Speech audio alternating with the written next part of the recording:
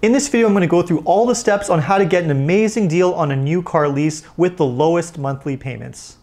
I'm Sherry Primack, a teacher, professional car buyer, and auto expert with over a decade experience helping thousands of consumers. I've hosted car shows, been a regular on the news, and reviewed the coolest cars, but helping the car buying public is what I do best. So for any car buying advice, make sure to subscribe. Welcome to Car Help Corner, where we help you, the consumer, master the process of car buying and car ownership. Now, before we get into all the steps on how to lease a car the right way, I just want to clear the air around leasing in general, because a lot of people see all the ads from dealerships and car companies with super low payments, bi-weekly payments, weekly payments that look really affordable and leave you wondering whether leasing is a super cheap way of buying a car. When you look at the overall cost of a car, leasing can actually cost more than just financing the total price the normal way or even paying cash. But it does make sense for those who just want to get into a new car every few years, don't want to worry about repair costs, and maybe own a business where they can deduct the payments as a business expense when doing their taxes. If you've decided that leasing is the right option for you, then there are a few important steps that you can follow to make sure that you get the best deal with the lowest payments. The first thing you're going to want to do is pick a car that has really strong resale value. When you lease a car for 3 or 4 years, you're basically just paying for that car's depreciation, which means you want to pick a car that depreciates as little as possible. There are a few reputable websites that you can visit to figure out which car brands and models have the highest resale value, but a few that typically make the top of the list include Honda, Toyota, and Lexus. Once you've narrowed down on a couple of models, the next thing you're going to want to do is do some research on the incentives and rebates that are available.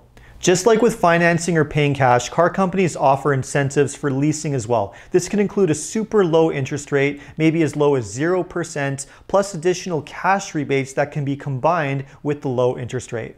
Just like picking a car with strong resale value, picking a car with really good incentives will help reduce your payments on your lease. Now, once you've settled on a car that has really good resale value and good incentives, the next step is to negotiate the price of the car with the dealership. Dealers typically try and get you to focus on the monthly payments and the down payment, but don't fall for any of those tactics. Instead, look at the price breakdown and the total price of the car. The lower the total price of the car, the lower your payments are going to be for your lease. So you're going to want to try and negotiate the total price of the car down as much as possible. Now, just to show you what I'm talking about, I'm going to show you an example of a lease deal that I prepared for one of my clients. Let's take a look at the contract, how I saved the money and got them lower payments on their lease. So this lease contract is for a 2021 Mazda CX-5 Signature. Now, when you visit a dealership, the dealer is going to get you and try to focus on the monthly payments or bi-weekly payments right over here, which is exactly what you don't want to do. Instead, you want to look at the price breakdown for the total cost of the car. Now, this is the very important part right over here. Here's our price breakdown with all of our mandatory fees, discounts, and incentives. So the MSRP for this car is $42,050. Now, on top of that, there are a few extra charges that we have to pay. Standard fees on a new car, including $19.50 for freight and PDI, or also delivery and destination. And there's also a few small levies that we have here in Ontario, like a $23 tire tax, $100 air conditioning tax, and a $10 OMVIC fee. So those are just small levies that we have to pay, standard mandatory charges, but no unnecessary fees, no extras, just what's required, and that's it. Now, on top of that, we have all of our discounts in this price breakdown as well. So up here we have a $2,060 dealer discount. So that's the discount that we negotiated with the dealership, bringing the price down as much as possible. And we also have a $1,000 anniversary bonus. Now, that's a manufacturer incentive that Mazda Canada was offering at the time of this contract. So combined with our dealership discount and our anniversary bonus, our rebate, we have over $3,000 in combined total discounts. And that $3,000 helps to reduce the total price of the car, but it also helps to reduce our lease payments. So because we were able to negotiate such a good price and bring the total down as much as possible, this client is going to end up with really good low lease payments for their lease. And that's how it's done.